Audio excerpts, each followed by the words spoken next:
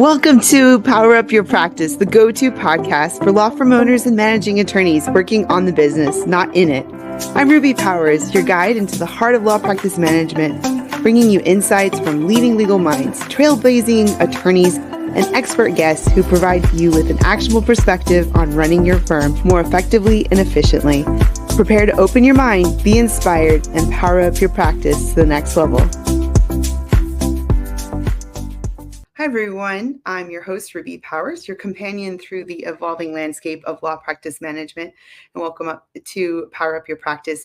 In each episode, you'll get to hear about our guests' superpowers, about what they've learned in running their law firm, or how they can help law firms and their perspectives on reaching success. Today, I'm really excited to have Rusten Hurd. He's the co-founder of ColomboHurd. It's a U.S. law firm focused in high-skilled and exceptionally talented professionals, and they are based out of, I believe it's Orlando, Florida, and he has over 25 years of legal practice in a variety, and the firm has a variety of immigration matters, and including virtually the complete alphabet of visas, as well as affirmative and defensive asylum application, as well as 100 immigration actions in federal courts throughout the U.S. And he is the husband of an immigrant from Chile, the father of 3 boys, and an avid fan of the beautiful game, as well as Gator sports, Broadway musicals, and traveling the world. So, Rusten, I'm so glad to have you here today. Thanks for joining us. Thank you, Ruby. It's truly a pleasure to be here. So we bumped into each other, I think, at ABA Tech Show, even though we're both immigration attorneys. And I don't think we bumped into each other in that capacity beforehand. That's true. But you were talking about how you had grown your firm. You have a partner, Colombo, Carlos Colombo, but you two have grown the firm from, you said 30 to over 300 staff members in the last few years, or a handful of years. Yeah, that's right, Ruby. We we actually started the firm. It's been 18 years, almost 2 decades now. We started. There were just 3 of us, and before the pandemic, we had grown to maybe about 30 folks on our team completely. And since then, over the last 4 to 5 years or so, we've really exploded in growth to about 340 team members as we sit here today. So it's been a real exciting ride. Wow, that's a lot of people. And so our listeners are a lot of law firm owners and managing attorneys and partners. So I think one thing that we'd love to hear from you is just like, how did you build that culture of success with, the remote environment, but then, how do you, I think a lot of people when in the remote space, they talk about, well, how do you know they're really working, and like all those other things, and how do you build that cohesive team culture? And you must have cracked the code. So, I mean, why don't you get started letting us know a little bit, like, how did you start doing this, and what do you think was the secret sauce to growing that and building that culture? Yeah, well, I mean, as I'm sure a lot of it is trial and error. I wouldn't say that I have the secret sauce so much as that I tried a lot of sauces and and found some that allow me to keep things down. I mean, there's no perfect solution, but I think it really starts with wanting to value people and really have a clear indication of what you're looking for and what your missions and values are as a firm. And so when we were doing pretty well before the pandemic, and we really during the pandemic, as you're aware, of course, it was very difficult to work, to get by, and we were growing. There was a lot of interest in the type of practice that we had. And we had one remote team member at the time. She worked here in Orlando. She had just always been remote. And so we tried it. We tried someone actually abroad outside of the United States, and it worked out great. At the time, we had another office here in Florida, in Tampa. and we had an attorney over there. And we realized that as we started to hire more and more remote team members, that for us, anyways, as long as we kind of set expectations, followed up, and went through a process, it worked for us. It worked as long as we had people that were bought in, had clear expectations set, and had accountability set. And so there's kind of several pieces of that, but it really starts for us with the hiring process and how we go through who we're looking for and setting expectations, even just when we put out an ad, when we're looking for someone to kind of establish, hey, this is the value of the firm. And we say in every ad, we want to do well and do good for people. We're about serving immigrants here in the United States and abroad, people that want to get green cards. So we start with that. That is our mission, and a lot of people are attracted to that and want to help in that regard too, because it feels really good. It feels great being of service and being able to help people get green cards. And then secondarily, we look for people that are accomplished and have done well, of course, like everyone does. But what we found is when you have a clear mission and clear values set, and then when you hire someone, an onboarding process which really confirms that. You want to celebrate that someone starting at your firm with showing them what the firm is all about, a clear process, a clear training system. We set all that up through the use of technology with videos using, well, we use Loom in particular and another training system, but you can use whatever you want. But it's really important just initially, right off the bat, to explain to your team member, hey, here's what's going to happen. Here's what we expect of you. Here's what you can expect from us. And just having a real clear setup in that regard. So, okay, everything you said sounds great in theory, but I think what happens is when you have to put it in place, like we already, we say, have your mission, have your vision, and training. We've heard about people, say that's good, record all this stuff, have it on Loom, Zoom, wherever. But why don't we just like break it down into like, okay, when you're interviewing, I mean, when you post it, like, so you make, it's really important, right, to find the right fit. So like, that's a big part of it. Like, do you have a big team on that, or like some checklist of what you probably do? I mean, of like how you find the right fit. Like that must be a big part of like who you let enter your law firm ecosystem. Yeah, absolutely, no question about it. And look, we have of our team, a lot of our team is outside of the United States. Of course, we're serving immigrants, so it makes sense in a lot of ways. Of course, all of our U.S. attorneys, and we just hired, I think, our 36th. They're all, of course, here in the United States, U.S. licensed attorneys, but abroad we have team members that support that legal team. And so we've been able to find that there are amazing and incredible individuals that are interested in helping serve our clients abroad. So that is definitely part of it, the ability to find those individuals in some places that are extremely well educated, brilliant people that we're able to work with. So where you're looking for individuals, as we sit here now in this era where you're able to get remote individuals in, many are in the US, but many are not. And so that's how we start out by targeting them is we look specifically, okay, where can we find someone that's going to fit with us, that's going to work with our clients, that's going to meet our clients' expectations.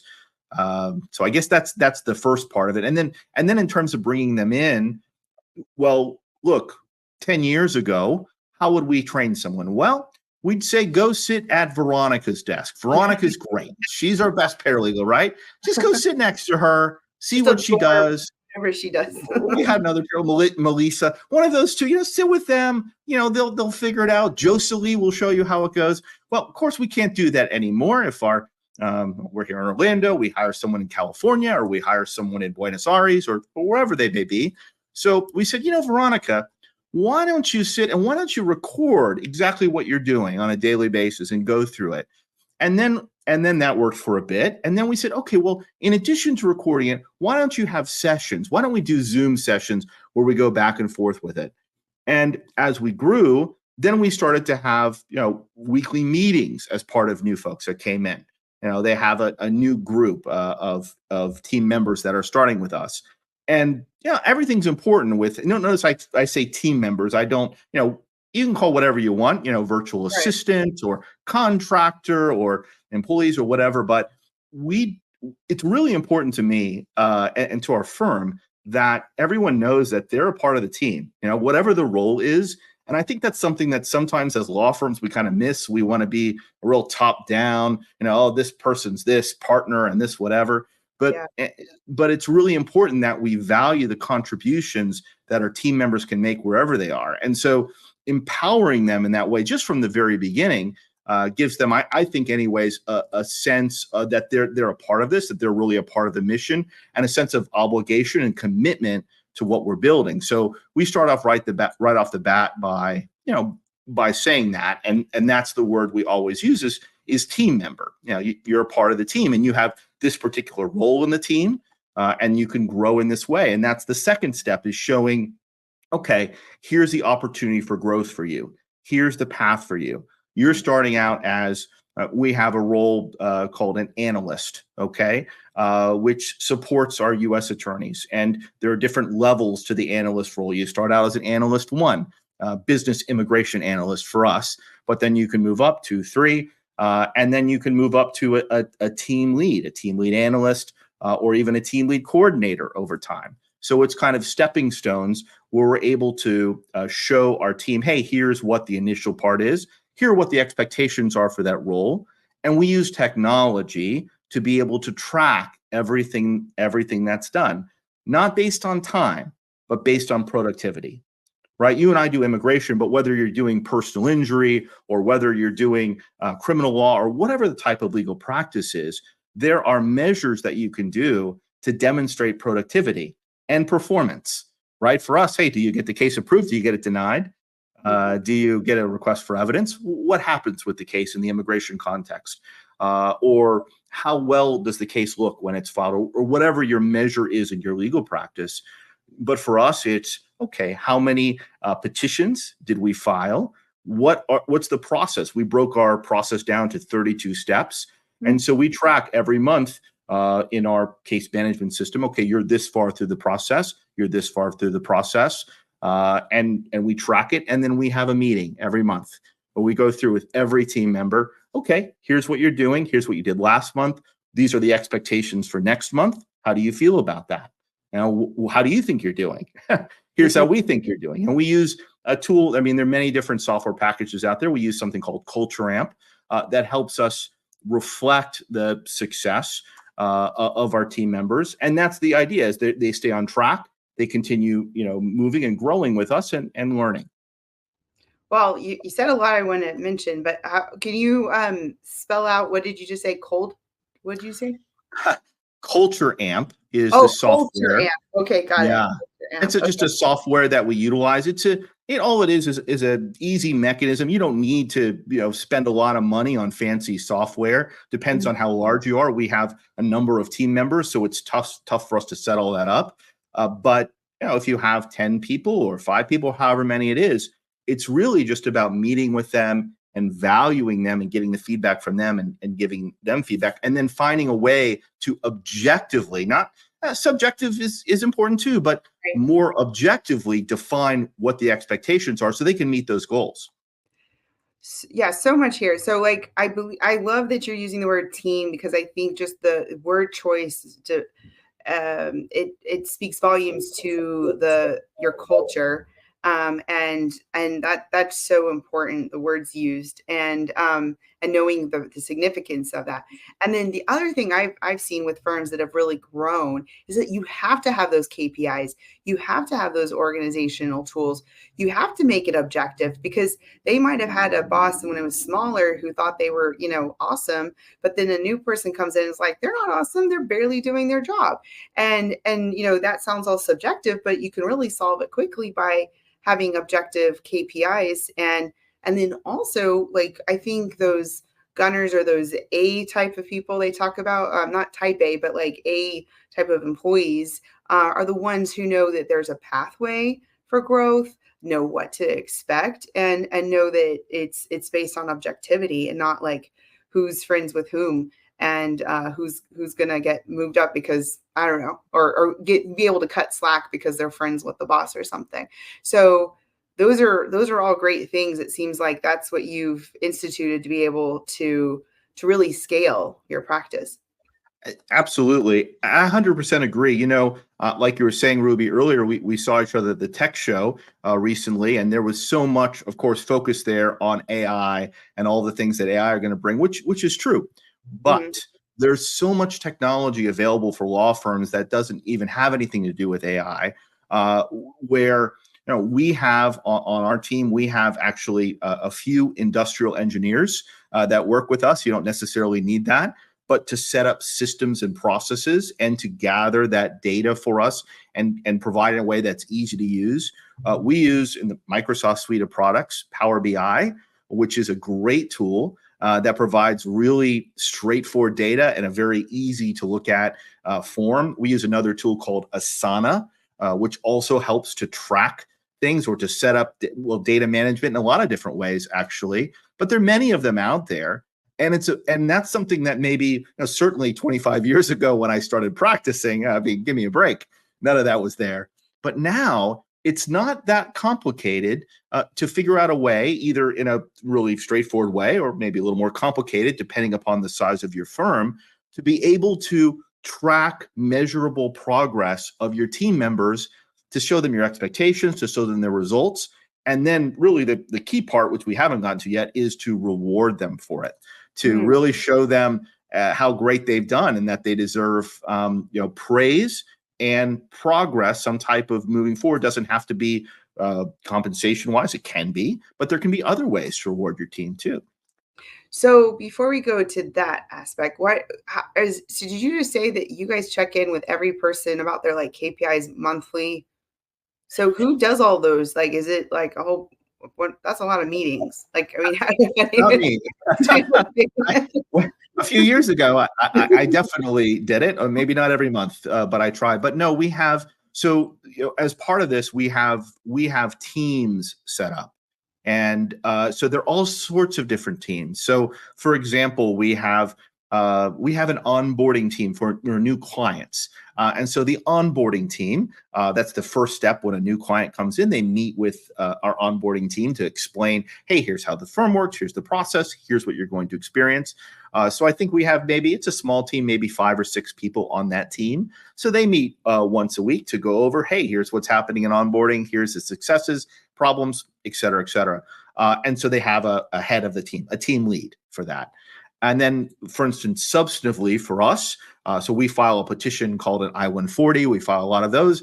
And so we have 4 big teams with a number of U.S. attorneys and other team members as part of it. And so they meet once a week. And so we have an attorney team coordinator heading up each of those teams.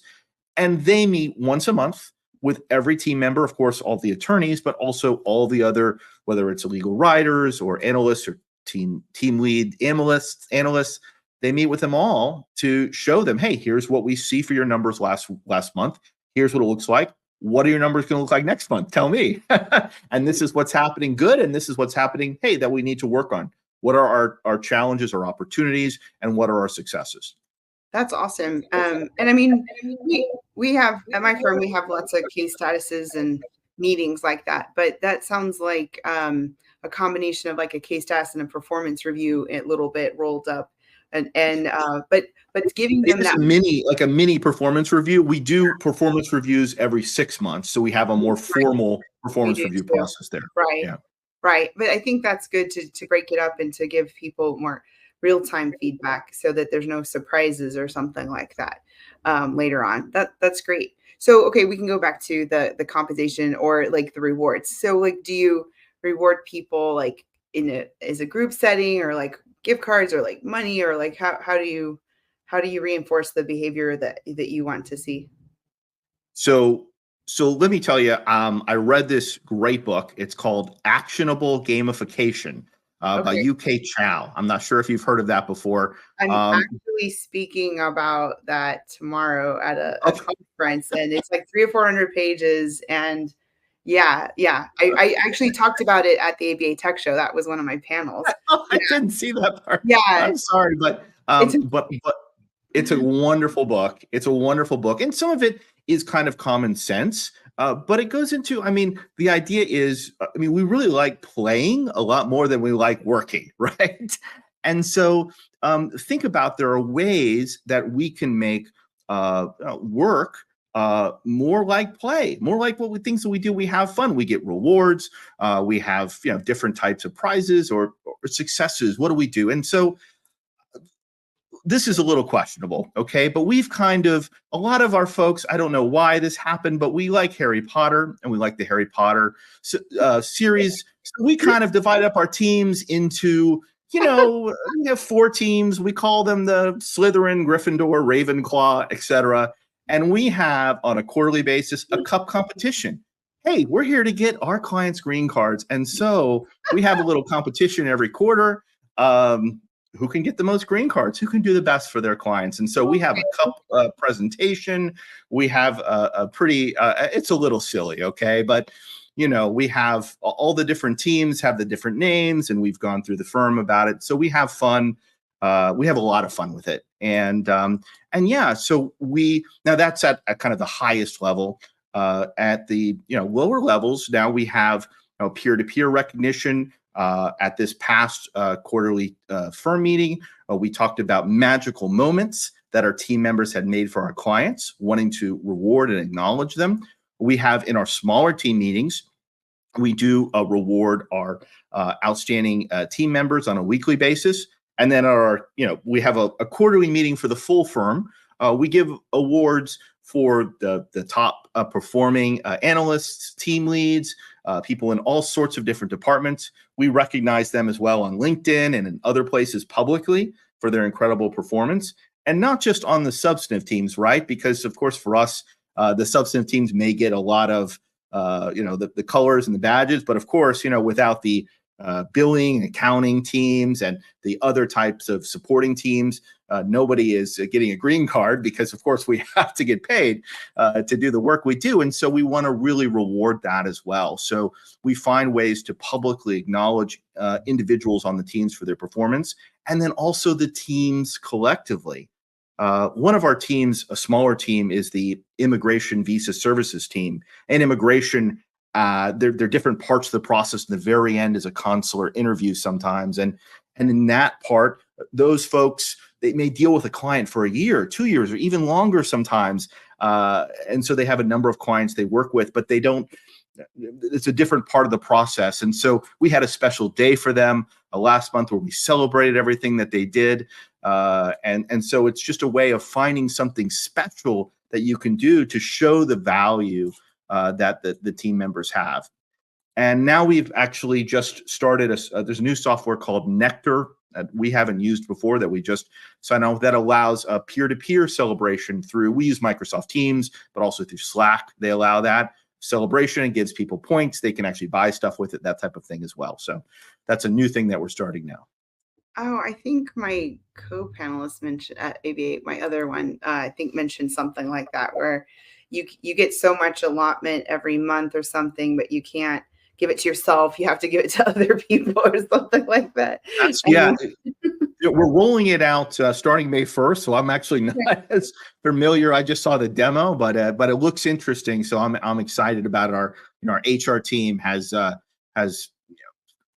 been the driving force behind that. So, how do you spell? Is it Nectar? Nectar, yeah, just like it sounds. Oh, okay, all right, so cool. Oh yeah, Nectar recognition. Okay, got it. I wasn't sure if it had some funny spelling or no, that's great. So yeah, it's employee nectarhr.com is the website. Oh wow, well, I mean, so who in the firm brought all this cool culture, like team focused, like look to things, or was there somebody who was sort of like the spearhead of all of this, or just sort of like a lot of trial and error, like you were mentioning?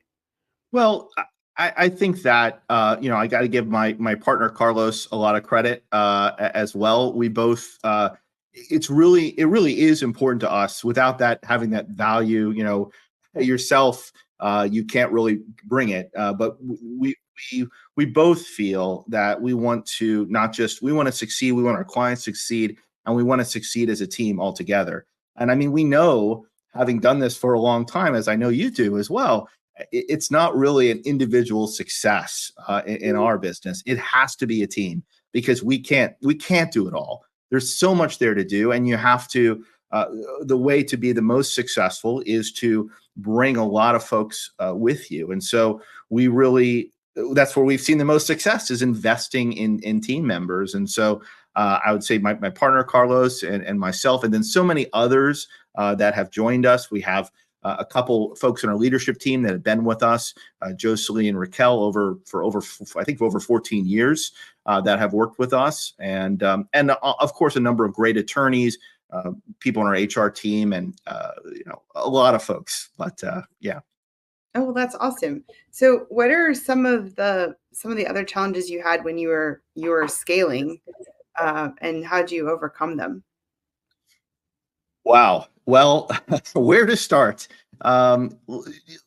It's such a learning experience, because when you are a small firm, when we started and there were three of us, okay, you're doing everything. Okay, of course you're the lawyer, you're signing up a case, you are dealing with whatever needs to be dealt with, going to the bank, et cetera, answering the phone. My goodness, everything you need to do, you're doing it. But obviously, as you grow, that's not going to be possible.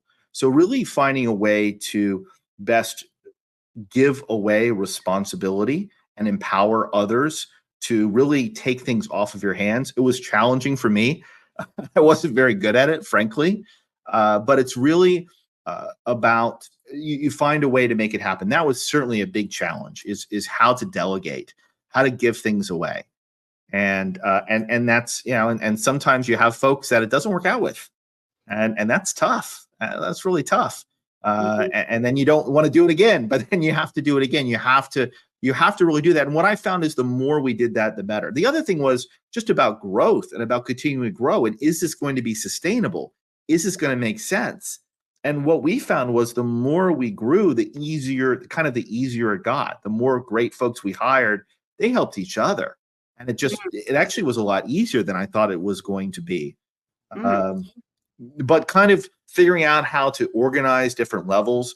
Before we had the systems and processes I noted, it's only been about a year and a half, almost 2 years now, since we hired our first industrial engineer to help us. But before then, we were kind of scrambling around trying to figure out how to get the data we needed to really set up this reward structure. And that's one of the things that we found, is that without the data, without the objective evidence, it's really hard to know who should be rewarded, who's doing a great job. And because you can't subjectively make that determination. So, I mean, those are a few items. I could, this is only a 45-minute podcast. So, I mean. Oh, you mean we don't have all day? Yeah, I completely agree, because it obviously sounds like you not only mastered the structure aspect, but the delegation and management, which so many law firms have challenges with. Like, it's, who should I hire? And then sustaining them, making that person, the team member, want to stay on, feeding them with excitement to stay, and the reinforcement of when they're doing well, and communicating when they're not, and being able to give them that feedback.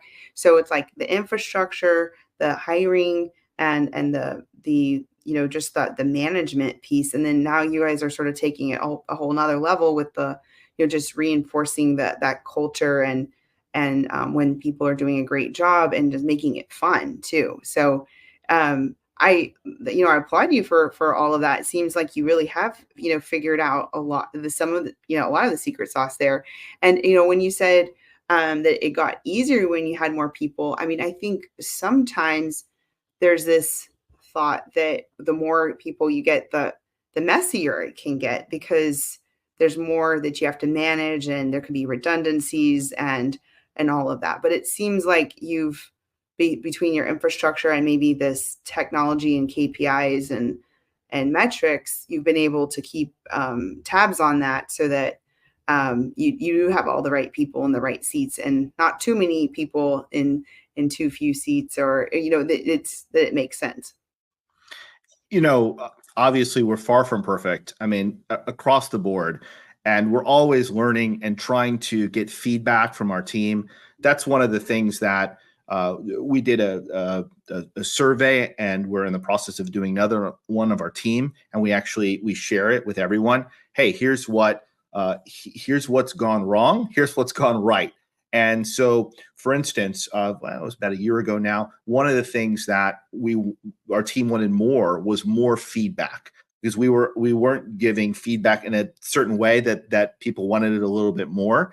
So we had monthly meetings, but we weren't giving them feedback in them. We were just kind of getting information from them. Oh, And so then that became more of a give and take. This is, I guess, a little over a year ago.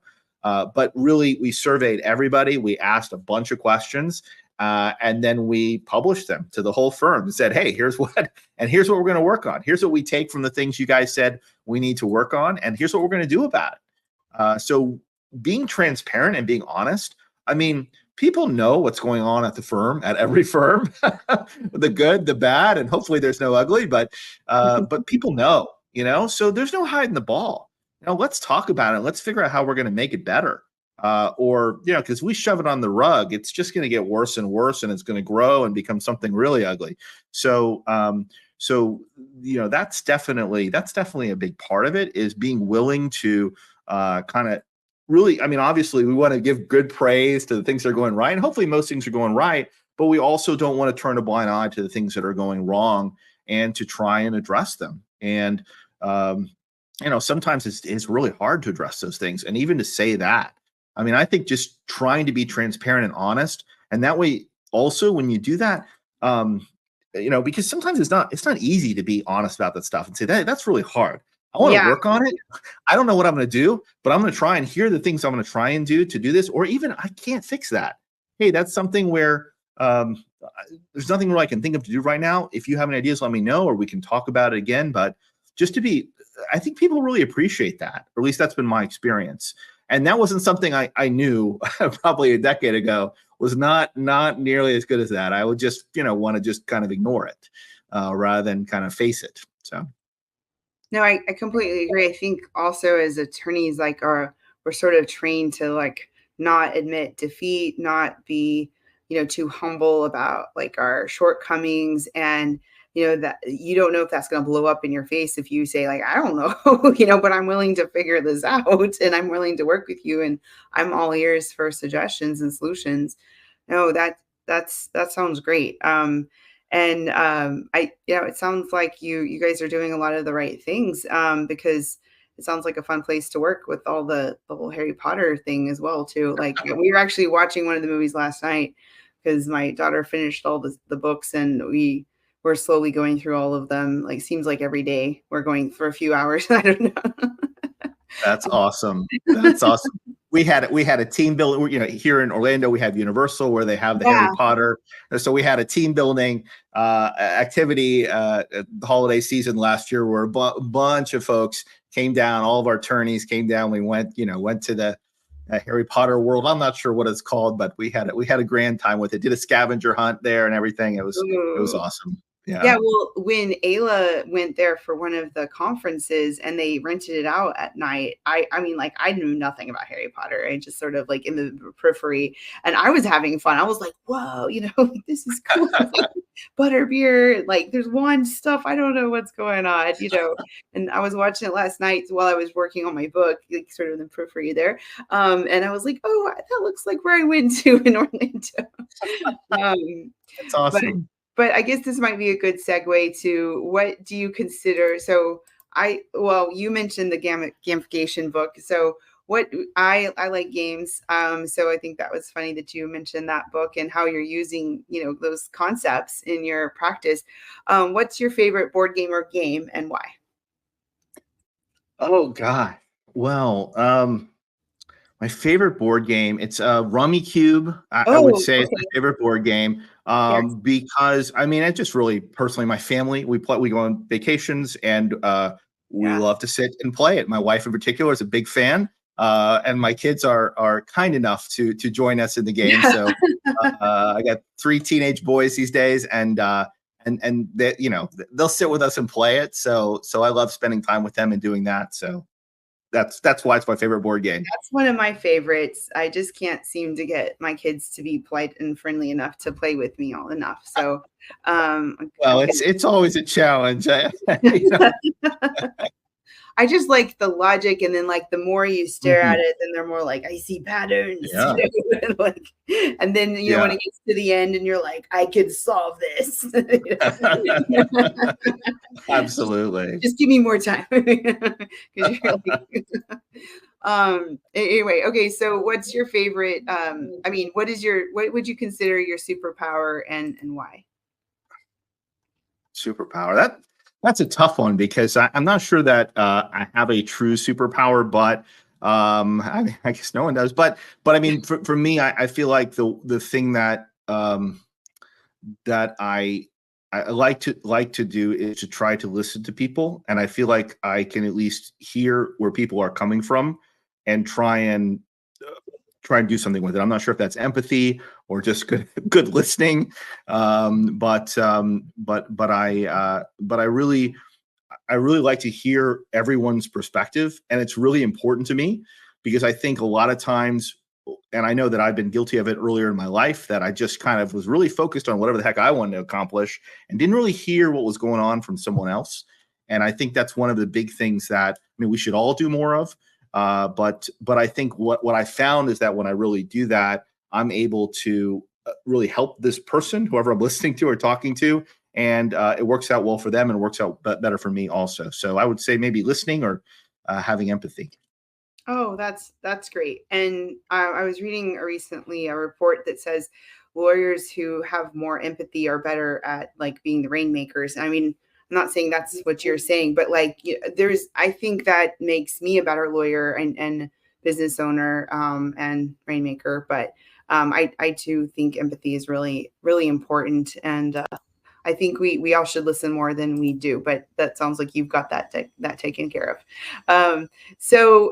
Rustin, you've really walked us through a lot of your, sort of your trial and error, but like it sounds like you guys you figured some stuff out here to grow so quickly recently. And I know, like you said, you've had your firm for a while, but like you just sort of this rapid growth has happened a lot more recently once you unlocked it.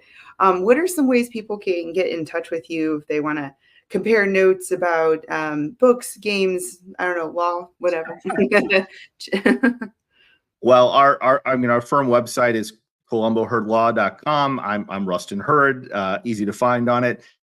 Certainly that way. I'm on Twitter, Rusten Hurd. There are not a lot of Rustens out there, so I'm pretty easy to find, or X, I should say now.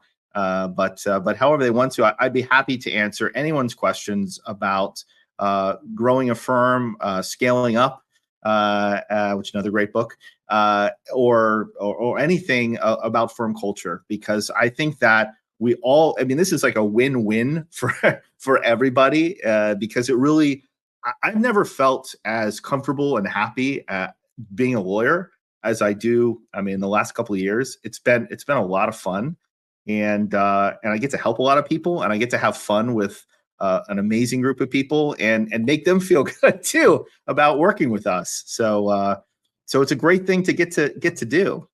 So if anyone wants to reach out or find out more about it, I'd love to talk to them about it. Well, I'm so glad we found each other at ABA Tech Show, and I was able to interview you and talk with you more today. Well, thank you so much, Rustin. And you dropped a lot of good programs. Trying to keep up with them all. Culture, AMP, Nectar was the one for the employee recognition. You mentioned scaling up, and then that gamification book, probably some other stuff, but I'm going to go take a look at the things I hadn't seen before. And well, thank you so much for joining us, everyone.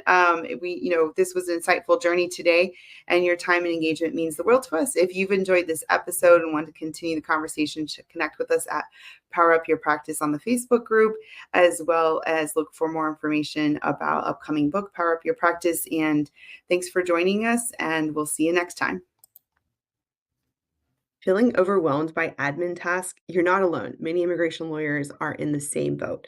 That's where Staffy comes in. Over 90 law firm owners just like you have turned to Staffy for help with legal, administrative, marketing, and client-facing work. Now, Staffy's mission to help lawyers find balance while growing their firm. With bilingual virtual staff and full HR support, they take the hassle out of a team management and focus on what matters most, your clients and your practice. I've personally benefited from Staffy's support with 7 virtual assistants of my own across various areas of 2 of my businesses, including my law firm. Now, schedule a free initial consultation with Staffy. That's stafi.cc and use the code RUBY. That's RUBY for $500 off. Thank you for tuning in to the Power Up Your Practice Law Practice Management podcast. I'm your host, Ruby Powers, and it's been a pleasure sharing this time with you. Join us next week for another episode where we'll continue to explore insightful strategies for success. Power Up Your Practice with us. See you next time.